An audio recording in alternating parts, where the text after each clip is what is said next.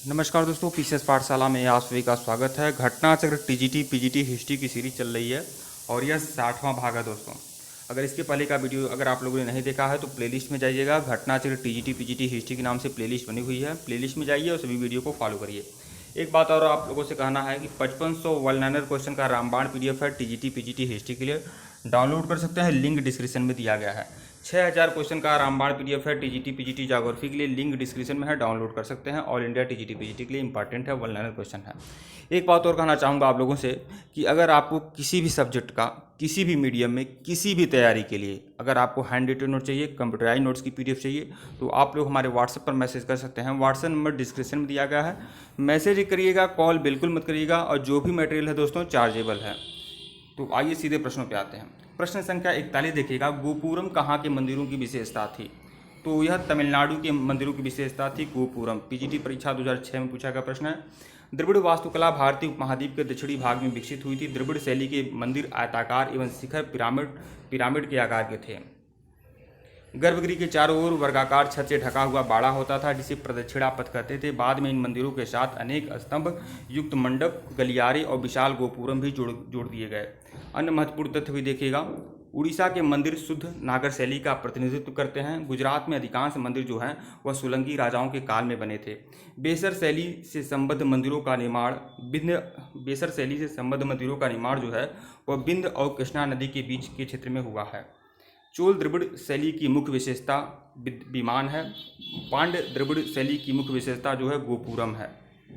पल्लव द्रविड़ शैली की मुख्य विशेषता क्या है? मंडपम है। प्रश्न 42 देखिएगा, लंबवत पुरातात्विक उत्खनन के द्वारा किसी संस्कृति के निम्न में से किस पदों का विशेष ज्ञान होता है? तो लंबवत पुरातात्विक उत्खनन के द्वारा किसी संस्कृति के निम्न में से किस पदों का विशेष ज्ञान होता है? तो संस्कृति के काल मापन का विशेष ज्ञान होता है। पीजीटी परीक्षा 2009 में पूछा गया प्रश्न है। लंबवत पुरातात्विक उत्खनन के द्वारा विभिन्न संस्कृतियों के कालक्रम का ज्ञान होता है, जबकि क्षैतिज खुदाई से किसी संस्कृति के क्षेत्र विस्तार का पता चलता है। वस्तुतः लंबवत और क्षैतिज खुदाई एक दूसरे के पूरक हैं, क्योंकि इससे किसी संस्कृति का क्षेत्र विस्तार एवं कालक्रम दोनों का ही मापन किया जा सकता है। प्रश्न 43 देखिएगा, काकनाद बोट महाविहार कहाँ स्थित है? तो काकनाद बोट महाविहार जो है यह सांची में स्थित है, सांची में। पीजीटी परीक्षा 2009 में पूछा गया प्रश्न है ये। सांची का प्राचीन नाम काकनाथ बोट था। यह मध्य प्रदेश राज्य में भोपाल के समीप स्थित है। सांची विश्वंभर में बौद्ध स्तूपों के लिए प्रसिद्ध है। इसका निर्माण मौर्य सम्राट अशोक ने कराया था। काकनाथ बोट सांची महाविहार का निर्माण सांची स्तूप के समीप ही 254 ईसा पूर्व में अशोक द्वारा करवाया गया था। प्रश्न 44 देखिएगा, दक्षिण भारत में स्थित निम्नलिखित स्तूप अवशेषों में दशरथ जातक का शिल्पांकन प्राप्त हुआ है? तो नागार्जुन कोंडा से प्राप्त हुआ है दशरथ जातक का शिल्पांकन। टीजीटी परीक्षा 2013 में पूछा गया प्रश्न है ये।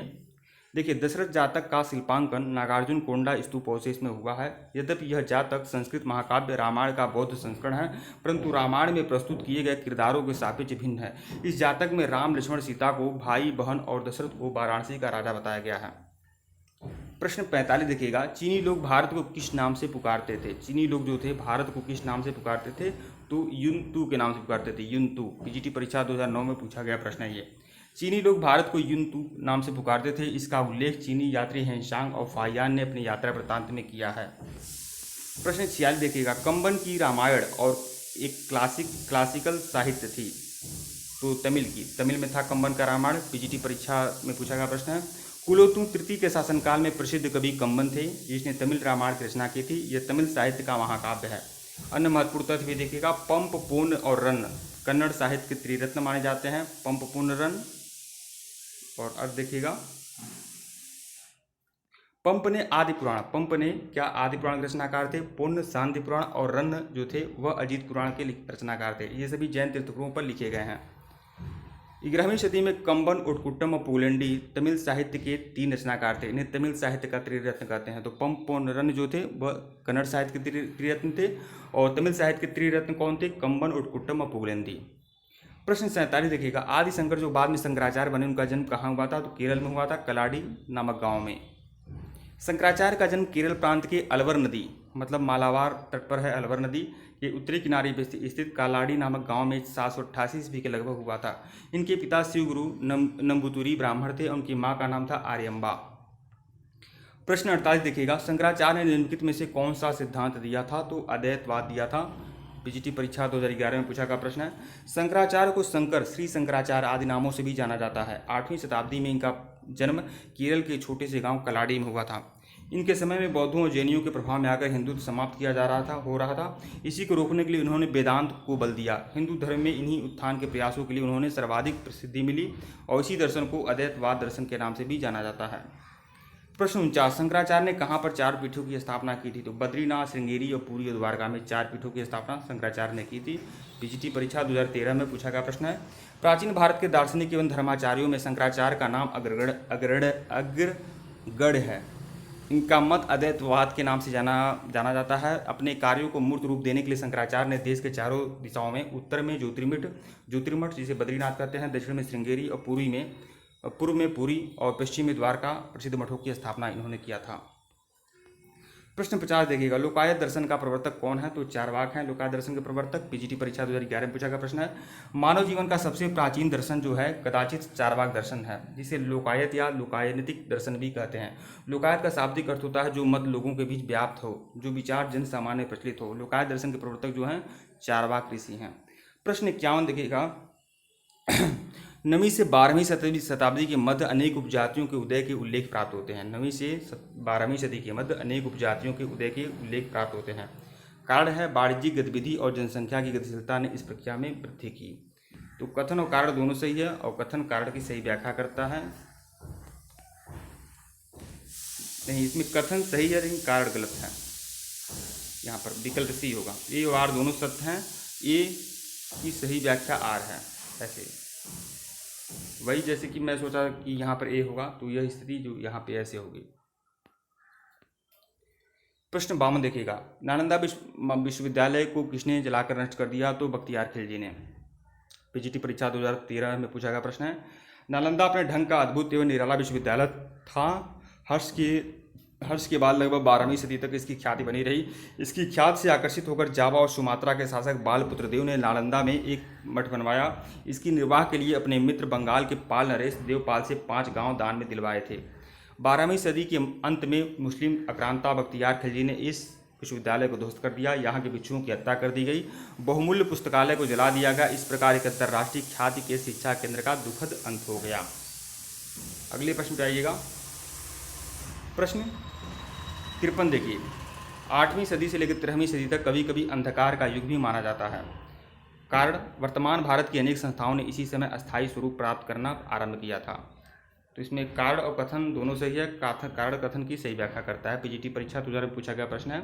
प्रश्न 54 देखिएगा, महिला शासिका रुद्रम्मा किस राजवंश से संबंधित हैं? तो काकतीय राजवंश से संबंधित है महिला शासिका रुद्रम्मा। रुद्रम्मा देवी वारंगल के काकतीय वंश की रानी थी। रुद्रम्मा ने राजा गणपति देव के यहाँ रुद्रम्मा नाम से जन्म लिया था। राजा गणपति का कोई पुत्र नहीं था, इसलिए उनकी मृत्यु के पश्चात रुद्रम्मा देवी ने शासन किया। जब रुद्रम्मा देवी ने शासन संभाला तो उनकी आयु सिर्फ 14 साल थी। इन्होंने कहीं अभिलेखों में रुद्रदेव महाराज ही मिलता है। इन्होंने अपने को पुरुष की भांति अपना लेख अंकित करवाया था रुद्रदेव महाराज के नाम से। रुद्रम्मा का विवाह पूर्वी चालुक्य राजकुमार वीरभद्र से हो गया था। गणपति वारंगल के काकतीय वंश को सर्वाधिक प्रसिद्ध राजा हुए थे। इसने आंध्रा, नेल्लौर, कांची, कुर्नूल आदि को जीतकर अपने राज्य का विस्तार भी किया था। 1263 में सुंदर पांडे ने इसे हराकर कांची और नेल्लौर को छीन लिया था। प्रश्न 55 देखिएगा, इस सीरीज का सबसे आखिरी प्रश्न, रुद्रम्मा देवी किस वंश की रानी थी? तो आपको बताया कि वारंगल के काकतीय वंश की रानी थी रुद्रम्मा देवी। अभिलेखों में रुद्रदेव महाराज भी मिलता है। ठीक है दोस्तों, वीडियो को लाइक करिएगा, चैनल को सब्सक्राइब करिएगा, टेलीग्राम को बिल्कुल ज्वाइन करिएगा। और यह आपका विविध से संबंधित था, प्राचीन भारत का विविध। यह कुल 55 प्रश्न थे। तो देखिए दोस्तों, जैसे ही एक टॉपिक आपकी कंप्लीट हो जा रही है उसके बाद मास्टर वीडियो में यह सीरीज जोड़ दी जा रही है। तो TGT PGT history Ghatnachakra master video के नाम से प्लेलिस्ट बनी हुई है, जहां पर प्राचीन इतिहास, मध्यकालीन इतिहास, आधुनिक इतिहास से संबंधित जो भी टॉपिक आपके कंप्लीट हो जाएंगे उसका मास्टर वीडियो आपको मिल जाएगा। जैसे प्रागैतिहासिक काल का, या फिर सिंधु घाटी सभ्यता काल का, या फिर क्या बोलते हैं सिंधु घाटी सभ्यता, मौर्य काल, मरणोत्तर काल, गुप्त काल, गुप्तोत्तर काल, धार्मिक आंदोलन, ये सबका मास्टर वीडियो आपको मिला हुआ है। आप प्लेलिस्ट में जाइएगा, Ghatnachakra TGT PGT history master video के नाम से भी प्लेलिस्ट है, उसमें आपको टॉपिक टू टॉपिक वीडियो मिल जाएगा। और Ghatnachakra TGT PGT history series के नाम से की प्लेलिस्ट है, उसमें 10, 15, 20 क्वेश्चन का जैसी सीरीज है वो भी आपको मिल जाएगी। और ऑल इंडिया टीजीटी पीजीटी के लिए सीरीज बहुत ही इंपॉर्टेंट है दोस्तों। तो और 5599 क्वेश्चन का रामबाण पीडीएफ बिल्कुल डाउनलोड कर लीजिएगा, लिंक डिस्क्रिप्शन में दिया गया है। और अगर आपको किसी भी सब्जेक्ट का, किसी भी मीडियम में किसी भी तरह का कोई भी नोट्स का पीडीएफ चाहिए तो व्हाट्सएप पर मैसेज करिएगा, मैसेज ही करिएगा, कॉल बिल्कुल मत करिएगा दोस्तों। और जो भी मटेरियल है दोस्तों चार्जेबल है। धन्यवाद।